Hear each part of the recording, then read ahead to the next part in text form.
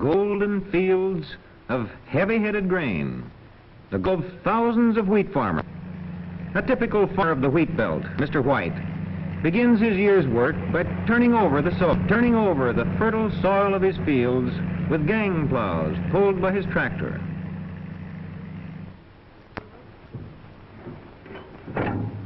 I'll take it now for a few hours, Dad.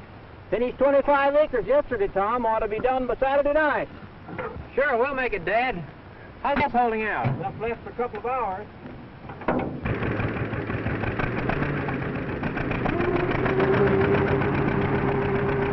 With modern machinery, Mr. White and his son Tom can put in a crop.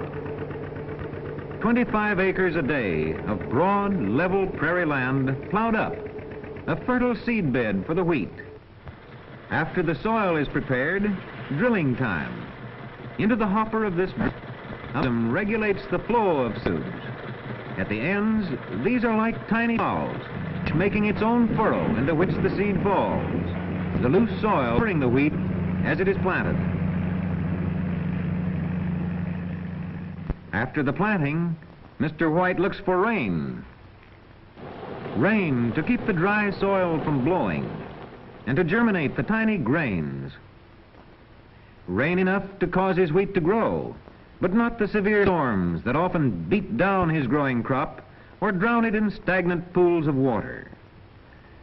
Rain to keep harsh, sand-laden wind growing crop. While the wheat is growing, wheat farmers have many other tasks, dairying, for example. Up for the cat. The milk and butter thus secured are welcome additions to the diet and income of the White family. Much time is occupied also in making necessary repairs. There are social activities as well. Mom! Yeah? I have a letter here for you. Who's it from? I think it's about the 4-H club meeting. Open it, will you? My hands are dirty.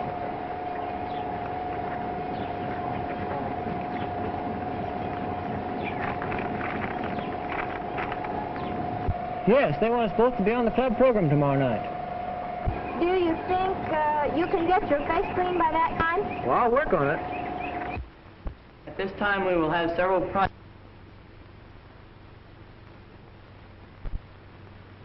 I took care of them, and this year we have plenty of berries for our own use. Training in cooking. And I found that very careful sifting of the flour will improve the texture of the cake. At least my little brother to like it.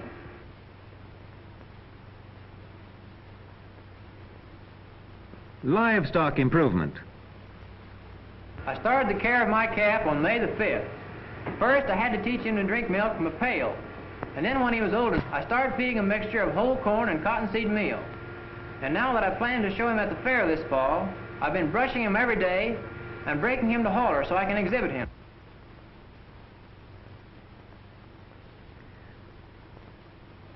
Such activities as the 4-H clubs combine the social and business life of the youth in the wheat farm belt.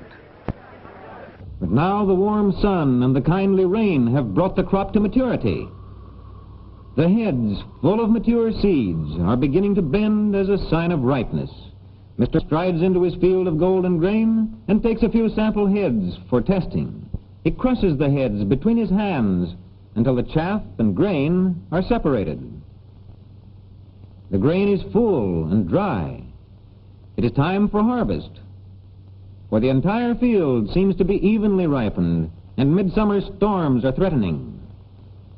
Mr. White must have help, and quickly. 516F2. Hello, John. This is HW talking. Want to start combining tomorrow. Can you run the machine for me? All right. See you in the morning. You in looking for work? Yeah. You drive a tractor? Tractor? Yeah. I need a couple of harness hands. What do you say? 3.5. 3.5 and board. So I'll leave. I live 8 miles north. When do you start? Start in the morning. All right, let's go.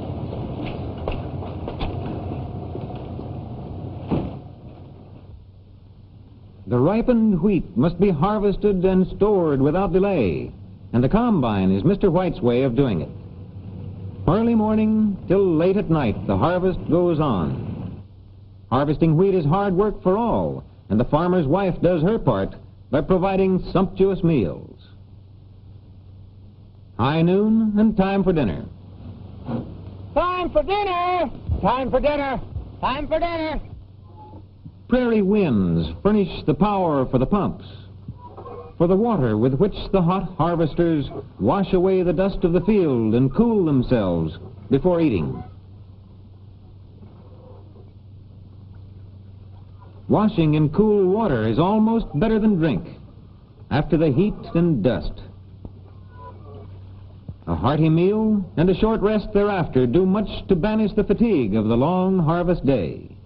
There are no finicky appetites among a group of harvest hands.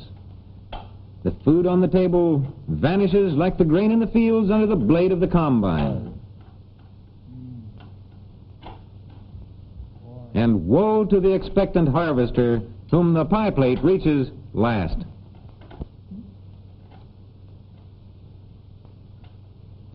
After dinner, dishwashing for the women folk, and the men are once more back in the dust of the harvest field.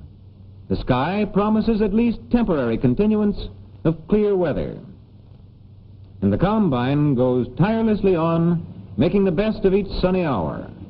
A sudden storm at this time might ruin all the standing crop. The combine reel turns constantly, each blade reaching out and bringing back the heads of ripened wheat to the cutter bar.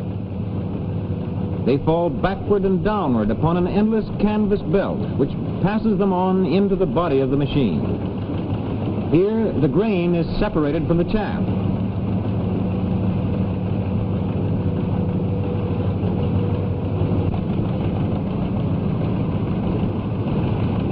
Acre after acre of ripened heads fall before the blades of the reel and cutter bar and are carried upward into the maw of the machine. Each time the combine circles the field, it cuts a 20-foot swath of ripened wheat.